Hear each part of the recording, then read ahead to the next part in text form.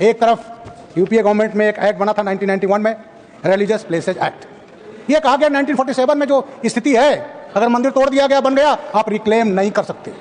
और एक तरफ श्रीमान, एक तरफ 1995 में जो वक्फ अमेंडमेंट एक्ट बना, उसमें कहा गया वक्फ जिसकी भी चाहे, अगर उसको समझ में आ रहा है कि वो वक्फ की है तो उसकी जांच करा सकता है, उसको ले सकता है। ये कैसा अधिनियम, ये कैसा अधिनियम है सभापति महोदय? कितनी शक्तियां इनको दी गई। इनका कहा ट्रिब्यूनल भी इनका होगा, लोग भी इनके होंगे, फैसला भी इनका होगा और मनमानी इनकी होगी। ये था श्रीमान 1995 का एक्ट। सभापति महोदय, ये यूपीए सरकार की, और जिसमें हमारे भाई लोग शामिल हैं, उस साइड में बैठे हैं, इन्हीं की रही दरिया दिली नहीं तुष्टिकरण, जिसके कारण 2006 में जो 4 लाख वक्फ संपत्तियां थीं वो 2024 पर 8.72 लाख संपत्तियां हो गई। बाबा साहब ने कहा था, बाबा साहब भीमराव अम्बेडकर, ये लोग अक्सर उनका नाम लेते हैं, उन्होंने कहा था कि ये जो दलित कन्वर्ट हुए हैं या लोभ लालच से कन्वर्ट हुए, ये केवल इनकी संख्या बढ़ाएंगे लेकिन इनकी हालत बद से बदतर होगी। सेक्शन जो 40 इसके पढ़ा, इसके बारे में काफी कहा जा चुका है, लेकिन मैं बताना चाहता हूं कि इसके तहत किस तरह से तमाम संपत्तियों पर कब्जा कर गया। अभी जो तमिलनाडु का मामला है 2022 का, उसको मैं दोहराना नहीं चाहूंगा। विलेज था तिरुचेथराई और डिस्ट्रिक्ट तिरुचनापल्ली, इसके बारे में काफी कहा जा चुका है, इसमें हमें आगे नहीं कहना है। इसके अलावा मैं हरियाणा का एक मामला है हमारा, ग्राम जटलाना, हरियाणा, 2022 में यहाँ की वक्फ बोर्ड ने काफी जमीनों पर दावा ठोक दिया।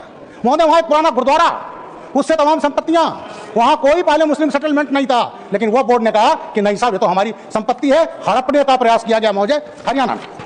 अब वहां आना चाहता हूं सूरत महोदय, 2021 में वक्फ बोर्ड ने कहा कि सूरत म्युनिसिपल कॉर्पोरेशन की जो संपत्ति है वो वक्फ की है। कहा गया कि 400 साल पहले शाहजहां ने वक्फ किया था, उन्होंने अपनी बेटी जहां आरा को दे दिया था, और साहब वहां पर उनके जो खास थे, बताया गया एक फर्जी डॉक्यूमेंट बनाया गया और कहा गया उनके खास शाहजहां के इसाक बेग यजदी उर्फ हकीकत खान ने इसको 1644 में 33,081 रुपए में बनाया। कैलकुलेट भी कर लिया साहब कैसे हुआ। उसके बाद ये मामला आगे गया और इसमें एडवोकेट कौशिक पांड्या ये म्युनिसिपल कॉर्पोरेशन की तरफ लड़े और ये पता चला कि ये जो बिल्डिंग बनी है वो पोर्ट जो है सूरत पोर्ट, उसका जो टैक्स आया है उस पैसे से बनी, तब जाकर सूरत की म्युनिसिपल कॉर्पोरेशन की बिल्डिंग बनी। तो क्या महोदय नहीं है कि जो एक्ट में ये स्वीपिंग पावर दिया गया था, असीमित अधिकार दिया था, उसको खत्म होना कि नहीं चाहिए? मैं साधुवाद देता हूं अपने मंत्री जी को और प्रधानमंत्री जी को। महोदय, मेरे स्टेट की बात है आगरा, मैं आगरा का एसएसपी भी रहा हूं और डीआईजी भी रहा हूं। ताजमहल बहुत देखा है, जितने हेड ऑफ स्टेट यहाँ आते थे वो वहाँ जरूर आते थे, प्रोटोकॉल में मुझे मौजूद रहना पड़ता था। महोदय, 2014 में समाजवादी पार्टी की सरकार थी, वहाँ इनके कद्दावर मंत्री थे जो सजा पाकर के समय जेल में हैं। उन्होंने कहा था तो साहब वक्फ की प्रॉपर्टी है, और एक साहब फिरोजाबाद के थे इनके पार्टी के, उन्होंने कहा हमको मुतवल्ली बना दीजिए और ताजमहल तो वक्फ प्रॉपर्टी है।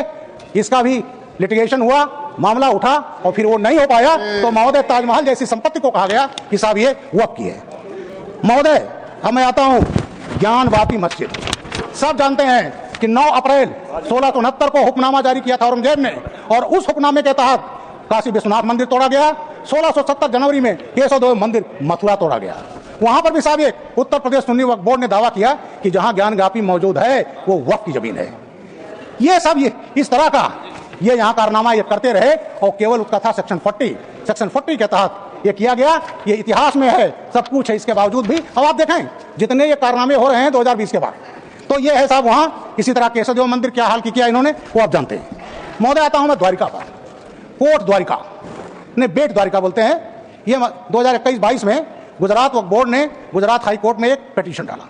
उन्होंने कहा बेट द्वारिका के 2 आइलैंड वो वक्फ की प्रॉपर्टी है। महोदय, ये बेट द्वारिका भगवान कृष्ण से संबंधित है। इसे शंखो द्वार कच्छ की खाड़ी में एक द्वीप है। यह द्वीप समुद्र तट पर स्थित है, लंबाई 13 किलोमीटर है और औसत चौड़ाई करीब 4 किलोमीटर है। महोदय, इसको कहा गया ये वक्फ की प्रॉपर्टी है। अगर ये जो एक्ट रहता और यूपीए सरकार कंटिन्यू रहती तो भगवान का कृष्ण का जो हमारा तीर्थ स्थल है उसको वक्फ प्रॉपर्टी के नाम पर ले लिया जाता महोदय। तो ये जो है इस तरह से दुरुपयोग जो हुआ महोदय, अभी आप नेट पर देख लीजिएगा, इंटरनेट पर एक मौलाना 2017 में क्या कर रहे थे, ये बद्रीनाथ नहीं है, ये विष्णु मंदिर नहीं है, ये तो बदरुद्दीन शाह है, बदरुद्दीन शाह। और ये कहा कि यहाँ के मुख्यमंत्री को ये बद्रीनाथ टेम्पल मुसलमानों को सौंप देना चाहिए, अगर नहीं करेंगे तो हम इस पर कब्जा कर लें। ऑन रिकॉर्ड है श्रीमान, बद्रीनाथ टेम्पल वो टेम्पल जो पूरे खाली देश के हिंदुओं का नहीं, पूरे विश्व का जो हिंदू है, सनातन धर्मी है, सब में आस्था है, उसको कहा गया बदरुद्दीन शाह का मंदिर है। श्रीमान देहरादून के रायपुर थाने में इसका मुकदमा कायम हुआ था। तो साहब ये सेक्शन 40 का जो वक्फ एक्ट था उसका कितना इन्होंने इस्तेमाल किया है उसको जानते हैं। महोदय दुरुपयोग, तेलंगाना वक्फ बोर्ड, उसमें हैदराबाद में 5 स्टार होटल को कहा गया ये भी संपत्ति है वक्फ की। उसको मैरियट होटल नाम भी बता दूं, उनको भी कोर्ट में जाना पड़ा तब वो 5 स्टार संपत्ति बन पाई, नहीं वो भी वक्फ। महोदय ये जो वक्फ अमेंडमेंट बिल जो 2013 लाए उसमें तो इन्होंने पराकाष्ठा कर दी तुष्टिकरण की। अभी मैं उसको मैं दोहरा रहा हूं कि 2014 में जब चुनाव आने वाला था और आचार संहिता लगने वाली थी तो रातों रात उसको जो है डी नोटिफाई करके 123 संपत्तियां दे दी गई। श्रीमान लोटियन जोन की 123 संपत्तियां दे दी गई। जेपीसी में हमने सेक्रेटरी अर्बन डेवलपमेंट को बुलाया गया। सेक्रेटरी अर्बन डेवलपमेंट ने कहा कि 1911 में दिल्ली राजधानी बनी, 12-13 में जमीन का अधिग्रहण हुआ, मुआवजा दिया गया, म्यूटेशन हो गया और 58 बाद दिल्ली वक्फ बोर्ड नोटिस देता है कि तो सब वक्फ की संपत्ति है। श्रीमान अगर ये यूपीए सरकार रहती तो ये जो है जहां हम बैठे हैं और पूरी दिल्ली ये वक्फ प्रॉपर्टी होती, लेकिन आज जो ये वक्फ है, ये जो एक्ट हम लोग ला रहे हैं, इससे हमें निजात मिलेगी। श्रीमान तमाम प्रॉपर्टी ऐसी हैं, इबैकू प्रॉपर्टी और जिसको हम कहते हैं एनिमी प्रॉपर्टी।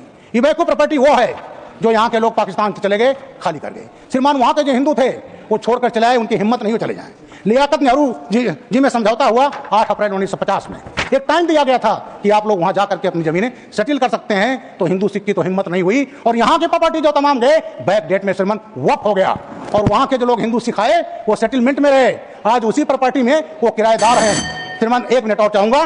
तो मेरा कहना है इन संपत्तियों की भी जांच होनी चाहिए। उसका जीता जाता उदाहरण है महोदय वो स्टेशन मुजफ्फरनगर के ठीक सामने एक संपत्ति है जो वो संपत्ति थी लियाकत अली खान जो पाकिस्तान के पहले प्रधानमंत्री रहे। जीवन वो संपत्ति को वहां एक मस्जिद बना दिया गया, दुकानें बना दिया गया और अब जाकर उसको एनिमी प्रॉपर्टी घोषित करके सरकार में हाथ आया। तो महोदय मैं ये जो नया वक्फ अमेंडमेंट ये एक्ट आ रहा है इसमें सबको न्याय मिलेगा, दलितों को मिलेगा, पसमंदा मुसलमानों को मिलेगा और सबकी चाहे वो हिंदू मुसलमान सिख ईसाई, अब उनकी संपत्तियां नहीं छीनी जा सकेंगी। तो ये न्याय देने वाला है, सबका साथ सबका विकास वाला है। मैं इसका समर्थन करता हूं श्रीमान। जय।